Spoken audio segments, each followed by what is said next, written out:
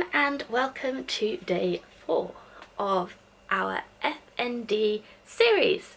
So today I am going to be discussing the common misconceptions that people have when they hear about FND or when they do any kind of research about it. There's a lot of misinformation out there, and that can be quite damaging for those of us who have been diagnosed with this. And also I'm going to be explaining how I try and explain it to other people. So I am going to be focusing on 5 misconceptions that I have heard in the time that I've been living with FND. They all follow a very similar train of thought and therefore have very similar reasons why they aren't true, but that's why they're misconceptions. So let's get started. So I think the first one, and the one that really has to be dealt with straight away, is that you're making it up. So some people think because currently there is no imaging techniques that can show the changes that are happening, that means that there is nothing wrong and therefore you are making it up. With time and research we will figure out what the mechanism is behind FND. It's quite likely that there's more than one condition within the FND umbrella and we just don't know enough about it yet. But either way, people with it are definitely not making up their symptoms. They are very real. Which brings me on to number 2, which is that the symptoms that you see and that the person with FND is experiencing aren't real symptoms, again, because there's no physical reason why they should be happening. Again, this is very detrimental to the person with FND. The fact of the matter is that these symptoms present in exactly the same way as they would do in other patients with neurological conditions with those symptoms. Just as difficult to live with regardless of the cause of those symptoms. As I've said before, I personally don't have the seizures that can be caused by FND. These are called non-epileptic seizures.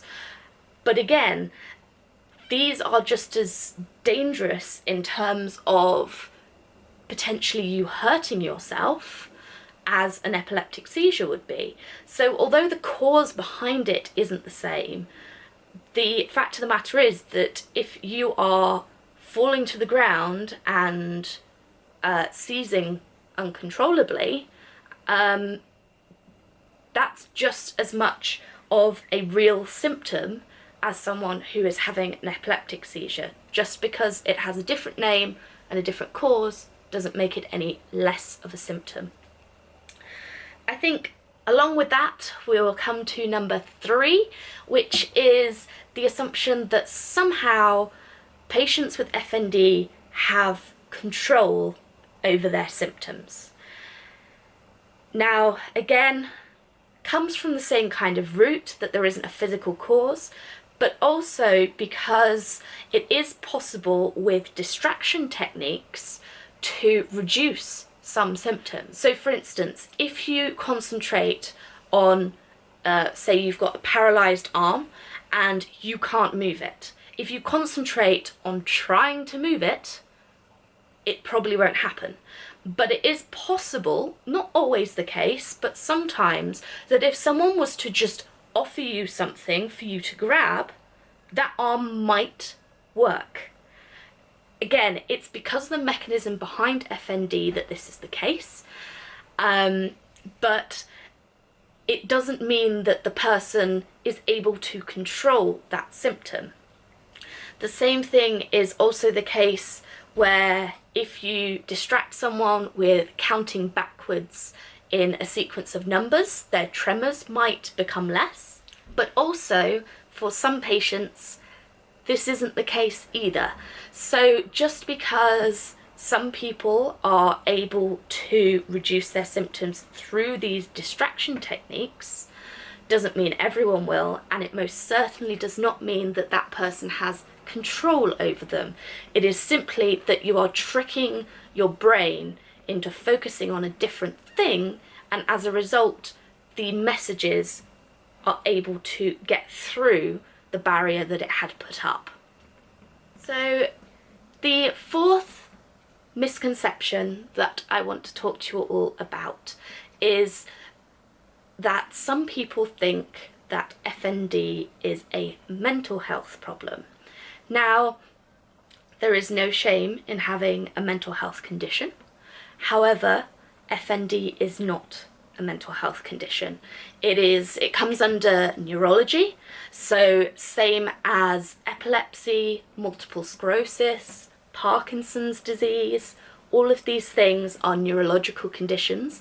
They are to do with the brain and the nerves, but they're not a mental health condition. I think for a lot of people, the reason why this can become a misconception is that FND can be caused by emotional trauma. However, from my understanding, it is usually emotional and physical trauma that has caused you to develop FND, and even if that is the case, emotional trauma can cause development of other physical conditions as well. So just because that might be the root cause for someone doesn't mean that that makes their FND a mental health condition.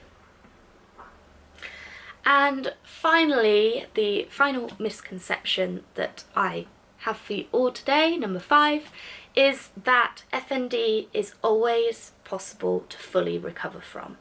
Now, because there is no physical reason why you have these symptoms, it can be the case that people assume you will definitely recover. And it is possible to recover. However, from my understanding and what I have been told, once you have had FND, you are at a risk of getting those symptoms forever. So although you may become symptom free, you will always have that risk factor that if you go through another physical or emotional trauma, that you will get those symptoms again. And it is just as hard to become symptom free the second time, if not more so. What I have been told by some doctors is the more frequently you get a symptom, the more likely it is to stay. I don't know if that's actually true or not. The reality is that even though it might not be possible to recover as such, it is possible to live a fulfilling life with FND, and it is possible to become less symptomatic or potentially even fully symptom free. And that is an aim that a lot of people have.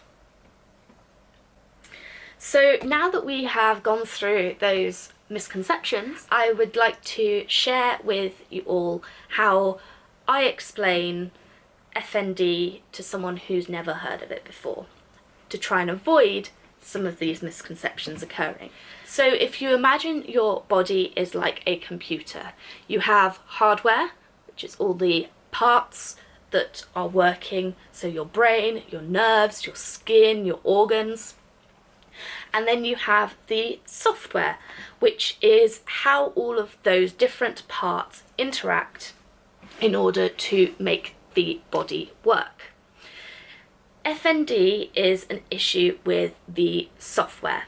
So although there is nothing physically wrong with the nerves or the brain, they aren't talking to each other correctly. Messages are getting lost or misinterpreted, and as a result, you get these breakdowns in functioning. And this is why if you have access to functional scans, like a functional MRI, you can actually see changes in the way the brain is working. So although you cannot see any damage in a standard MRI, and there is no evidence of any issues in an EEG, if you were to get someone in a functional MRI and get them to go through various actions, you would see that the way the brain is working is not the same as someone who doesn't have FND. There has also been some evidence that the white matter within the brain might have been altered in patients with FND. There is a lot of research still going into this, and so as a result we don't know everything yet. Going back to the computer analogy, if your computer had a software bug, you wouldn't unscrew the back and start pulling out chips and wires. Instead, you would be looking into reprogramming the computer to fix the problem. And that's the approach that they try to take with the treatment that is offered for FND. So I hope today's video has been interesting for all of you, and for those of you who are watching who have FND, I hope this might be useful for you to explain to your friends and family what this disorder actually is. Obviously we are now on to day 4 of the series, so if you want to go back and watch some of the previous videos, that would be wonderful. I hope you are enjoying them, and we have another 3 left to go over the next 3 days, so do stay tuned. So hit that subscribe button, comment down below if you have any questions or if this has been helpful for you, and I will see you all tomorrow. Bye.